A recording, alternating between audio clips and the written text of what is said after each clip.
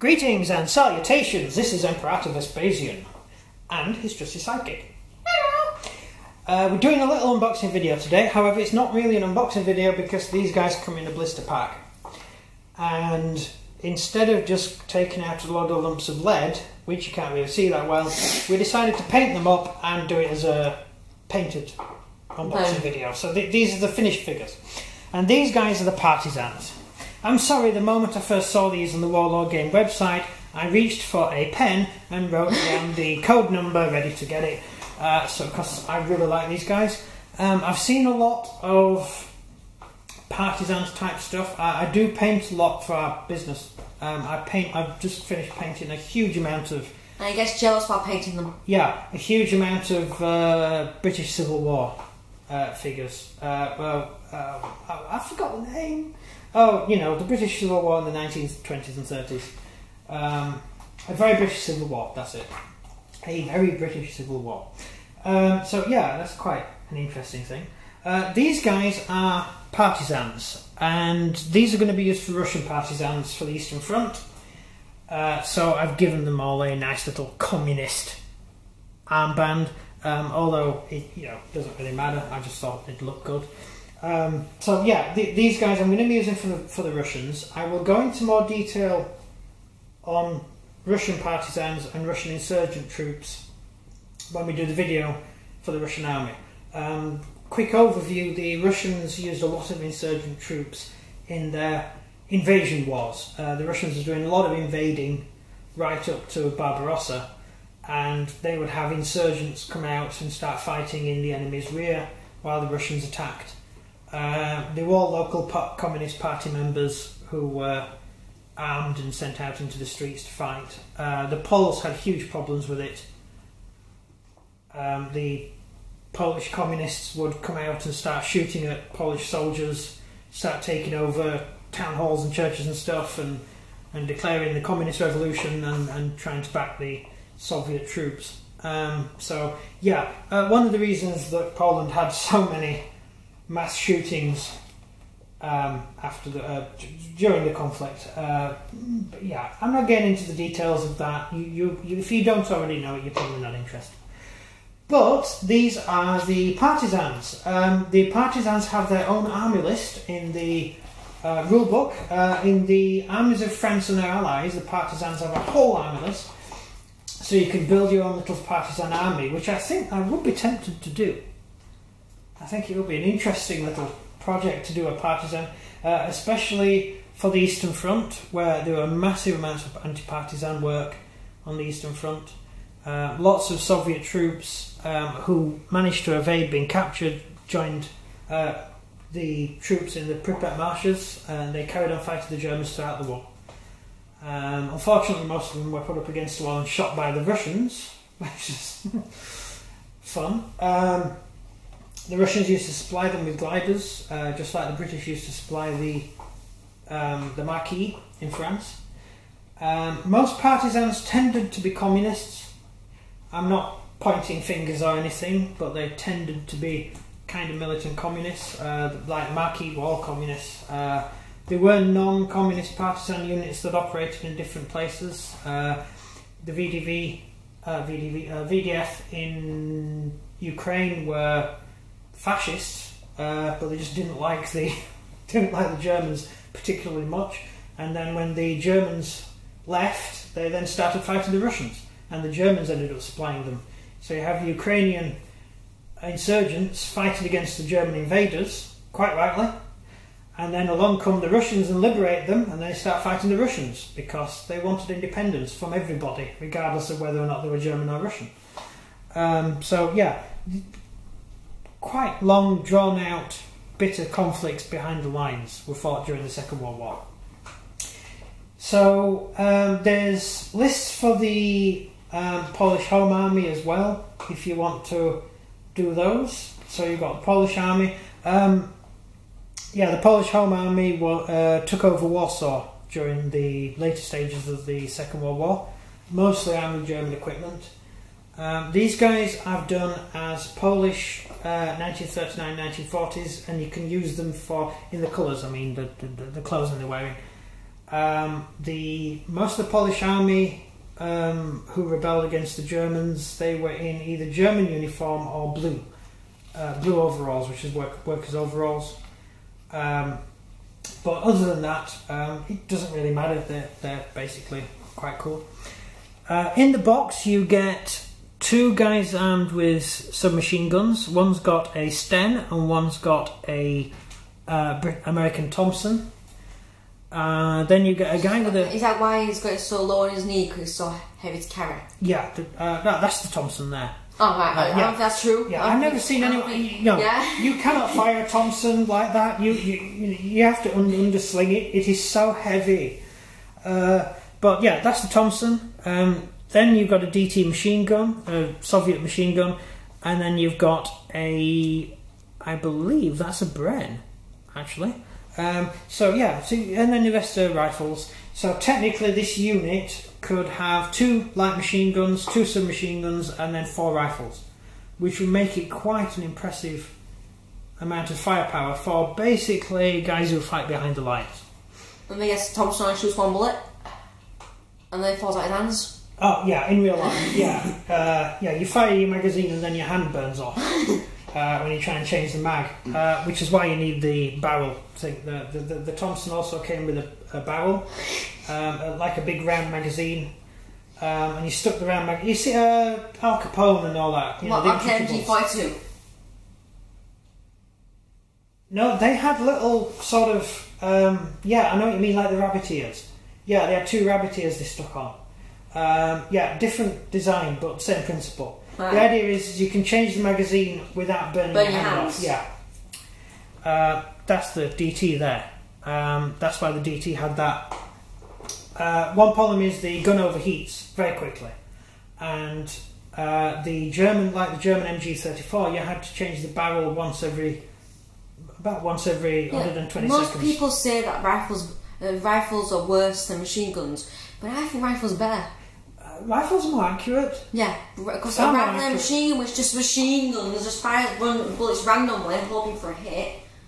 And a rifle is a precise hit. Yeah. Because it ain't. Yeah, but the GPMG, the British, the British standard light machine gun, that is actually extremely accurate. So you can technically use it for sniping, but it is a light machine gun. Generally, machine guns are not designed to hit an exact target, they're designed to spray.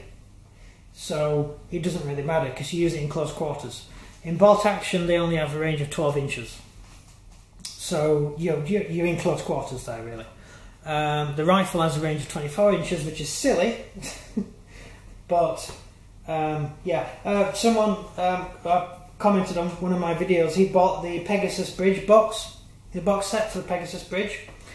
And when he discovered his men couldn't fire a rifle across the bridge because it was out of range, he was totally disgusted and never played bolt action again. There are issues. Technically in bolt action, practically everything should be able to cross the board. I just feel sorry for the person who wrote these books. Why? Because you've got to think, for weeks, months. No, I think they're writing page by page. I think they're very well written, and it's a very simple rule system. Although I did misinterpret one bit, which was the casualty thing, which I've only just realised after talking to Mr. Henderson. I did get asked about the Chinese army list as well, and I talked to the guy who wrote the Chinese army list, and he didn't seem to have a problem with it. So I don't know. Anyway, he's surprised that you're doing Chinese. Yeah, because I think I'm beginning to get people into Chinese, and we need to do more Chinese games, I think. We're busy doing these new armies. Yes, that's. And who would believe it? We've got nearly a full box of Polish already. Yeah. So anyway, these guys are partisans. They have several special rules. Partisans in bolt action. They have fieldcraft, which is I'm not going to explain the rules to you. The special rules are fieldcraft, infiltration, and hidden bomb. The hidden bomb thing is probably one of the more interesting ones, especially on the Eastern Front. What the Soviets did, they would burn all the houses in the town, but they would leave the manor house, the big house, standing, and leave it, and they would just run away. the Germans would move into the town, and then the officers would set up shop in the manor house that was still standing. Of course, 2 weeks later, a time bomb would blow up because they would bury a time bomb in the wall, and they would set it for 2 weeks or 2 months, whatever. It would have a long timer on it, and it would be set to detonate after a period of time. Most German officer casualties on the Eastern Front in the Second World War were caused by bombs in houses. So cheating. Yeah, but it actually caused the most amount of casualties to German officers. So you were more likely to die in your home than you were on the battlefield. I thought you weren't supposed to shoot officers. Yeah, but this is the real world. You take the head off the chicken. You kill it. You go for the officers and the staff. But when you take a head off a chicken, it still runs around screaming. Yeah, but it's no longer trying to eat all your grain. No, just spraying blood over it instead. Yeah, but you can deal with that. No, you can't. It is quite cruel, but that's what they did. So you can have headquarters units and all sorts of other units in it. It's not quite like the average army. If you're going to build a partisan army, you don't have huge amounts of equipment. You don't have a huge amount of options. You can't really have armoured cars or tanks or anything. You certainly don't have aircraft, but you do have access to your enemy's equipment. So, in the sense that you've got machine guns, grenades, all that sort of stuff, mortars you can use. It's just you don't have access to higher levels of military kit. So that's about it, really. I'm going to go into more detail about the partisans used by the Soviets, because we're going to do a series of videos on the Soviet army. There's been a lot of videos. Which is going to be fun to do, yes. And I'm going to go into more details on the types of troops the Soviets utilised. The partisan section of the book covers all partisans, and I'm going to concentrate on the Eastern Front for the time being. So that's basically it. I quite like the figures, they're quite nice. They're lead figures. That's about it. Over to you. I was actually asking the questions during your talking. Right, so there we go then. Although I do have one now. Go on. Are they all civilians? Just not all people? Depends. In the German army, everybody was trained to fight, so in Germany everyone had a certain level of training and everyone had a gun. So when the Allies started occupying Germany, they were partisan units made up of people who had training. So that's experienced. Yeah, I would say they were experienced, like World War I veterans, young kids who've been trained to fight, that sort of stuff. In France, some of the partisans were obviously hotheads, but you also had people who quit the army. So they fought in the Battle of France, and then they wanted to carry on resisting, so they joined the resistance, which was another way of getting hold of soldiers to fight.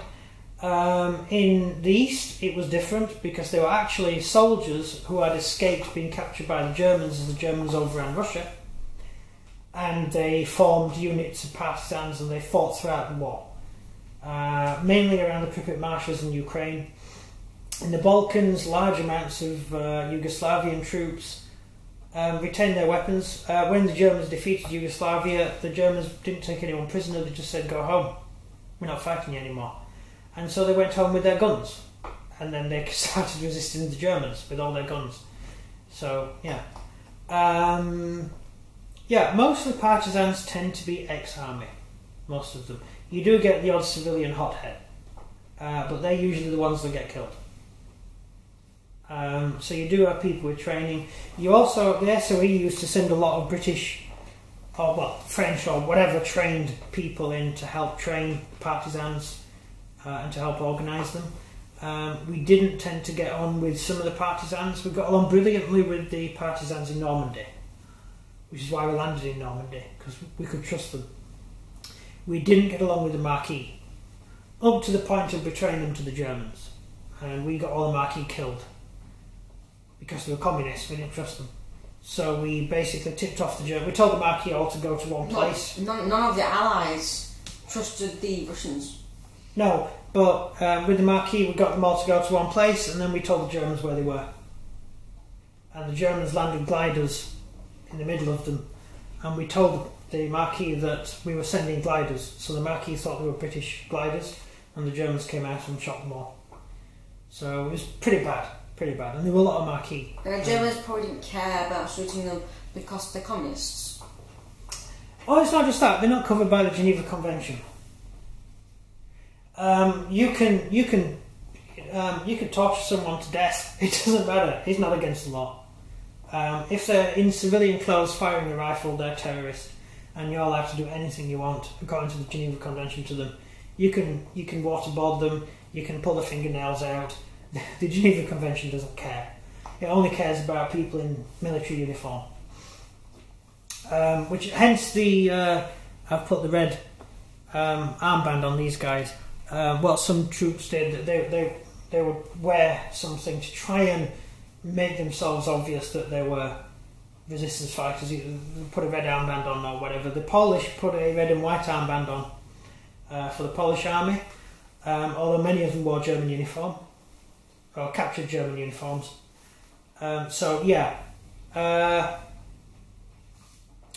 being a partisan was not particularly good for your health. If the enemy captured you, you had nothing to fall back on. The enemy could do whatever they wanted. We shot all the partisans that we faced. We shot all the werewolf. The Americans were facing werewolf, which was teenage boys trained by the Germans to carry out anti-partisan work, and the Americans just started shooting all the boys in the town. So that stopped it. It's not very nice, but it works. It's effective. Partisans are probably best. I mean, in Russia it's different because I think the partisans tend to take on actual military units, and they would go toe to toe with proper German soldiers. Whereas a lot of partisans in other bits of Europe would attack soft targets. They'd attack cafes where officers ate dinner. They would blow up train lines, things like that. In Russia, they would actually go toe to toe with the Germans. It didn't bother them. The Russian partisans were a lot more military minded because there were a lot more soldiers in them. In fact, they were nearly all soldiers. So, different types of partisans, different places. Hence, the Russian partisans are different from other partisans. That's everything. That's everything? Yeah. Right, so there we have it. I do like these figures. I like these guys. They're quite nice. I like it. And I'm having a look around to see where else to get different partisan figures from. I don't know whether or not Warlord's going to bring out some partisan officer units and other support teams, but I will keep a lookout for that. And it's not going to be an urgent project for the moment. I'm just getting these to support my Russian army for the invasion of Poland, and we'll take it from there and see what happens. Yep. Yeah, that's it. That's it. So over to him. So if you enjoyed this video, please do like and subscribe, and comment down below if you like the partisan soldiers as an army. That's everything from me. That's everything from him. Good day. See ya.